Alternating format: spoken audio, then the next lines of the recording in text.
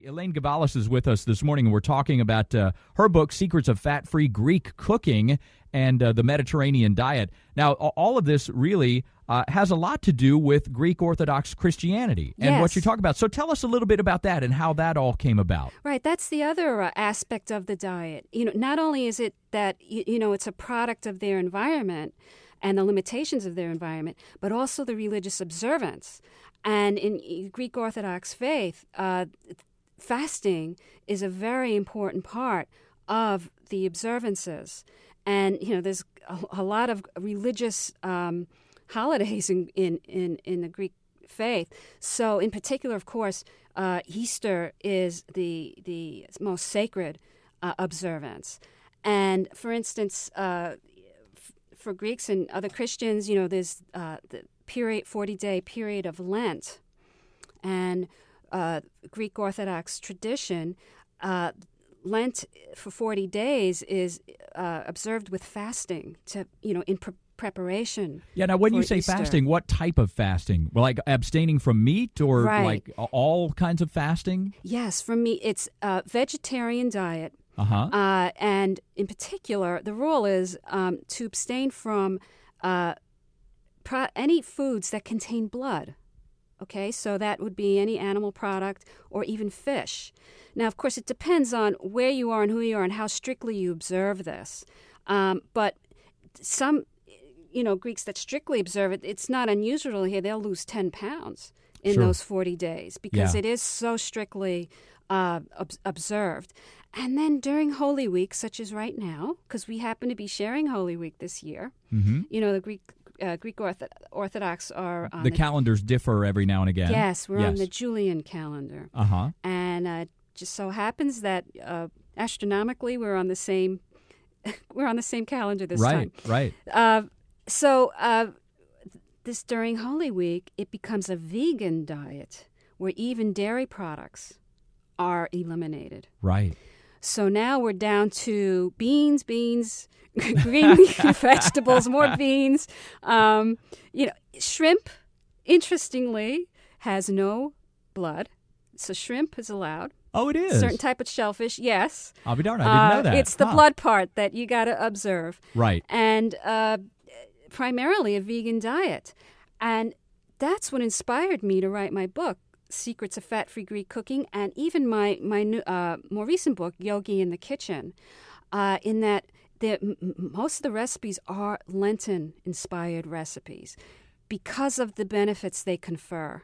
Yeah. And that's why I included them in my book. Now, what about when we get to Easter Sunday? Is there a traditional dish that the Greek Orthodox eat on Easter Sunday? Well, of course, oppa, finally. Oppa. Here we are. We made it. Right. That's my big fat Greek wedding. That really epitomizes it. If you want to know what goes on that day, the lamb is on the spit, of course, all day, roasting away.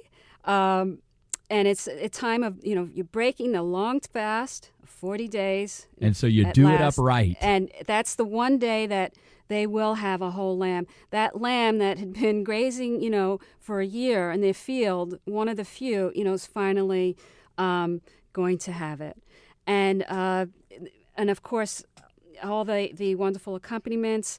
Traditionally, they'll have a spanakopita, a spinach pie, but often not just spinach. It's greens, the green leafy vegetables I mentioned, could be made in the spinach pie. And, in the rural Greek tradition, like my grandfather's farm, butter isn't a part of the diet at all. It's hard to come by. As you can imagine, to truck it up there is, even now, a tough thing to do. Yeah. And, there's no cows to be seen. So olive oil is the principal fat. And, the spanakopita, the phyllo dough, is made with olive oil, not butter. It's equally delicious. Yeah, and the good thing about olive oil is loaded with monounsaturated fat. Isn't that right? Yes. As someone who has high cholesterol, you really learn what will bring it down. And, the American Heart Association, as a result, recommends the Mediterranean diet to reduce cholesterol, as you observed, and to reduce the risk of heart disease and all the chronic diseases that, modern society faces, cancer and obesity, hormonal imbalances. I mean, the list is just tremendous. It goes on. And this really does work, too. Elaine Gavalas is with us this morning, and the name of her book is Secrets of Fat-Free Greek Cooking. Now, one more thing that I want you to talk about. On page 54, you talk about Greek Easter eggs. Tell us about Greek Easter eggs. Oh, sure. You're interested in that. Here, I'm just came to my own book. With Greek Easter eggs, what's significant about that is, maybe we've forgotten that what Easter eggs, symbolically represent for Greeks. Well, they're dyed a deep red, and they're made with olive oil and a red dye, giving it this beautiful sheen. And the red that represents, Christ's blood, and the egg itself represents the resurrection. So you crack open the egg, and, that represents Christ being resurrected. Like the opening of the tomb, kind of. Exactly. So you may have seen, maybe, observed it, the Greek custom of tapping Easter eggs. When you say tap, you mean like tap them on the end so that they break? Right. Okay. Right. It's a game that we play. Where you tap. Each person taps the end of each egg, seeing which egg is the strongest and doesn't crack, and that's the winner. But as my dad always would say, the true winner is the one with the cracked egg, because that's what symbolizes the resurrection from the tomb. But it is a fun game, and it's a traditional game, and you play it going all around the table. And actually, that's played traditionally on Saturday night. Well, Easter, the night before Easter. Right, after midnight is when at midnight.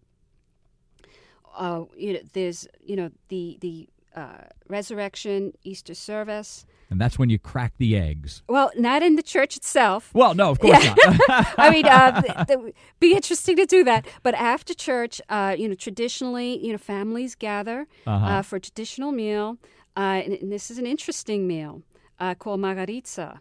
And it's a soup with the lamb's head. Nothing goes to waste. Oh, my. In the Greek culture. Yeah. So that is considered a delicacy, especially today. And one day I'll have to check that out, because that sounds a little foreign. Especially when you're an American kid. That can freak you out. Your grandmother's trying to make you try it, and you're running for your life. I can see that now.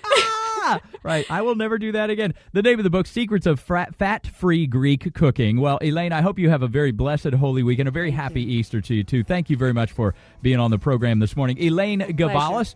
And, of course, you can pick up the book at Amazon.com or any fine bookstore, Secrets of Fat-Free Greek Cooking. It really does work, I'm telling you. If you want to lower your cholesterol, man, that is a great way to go.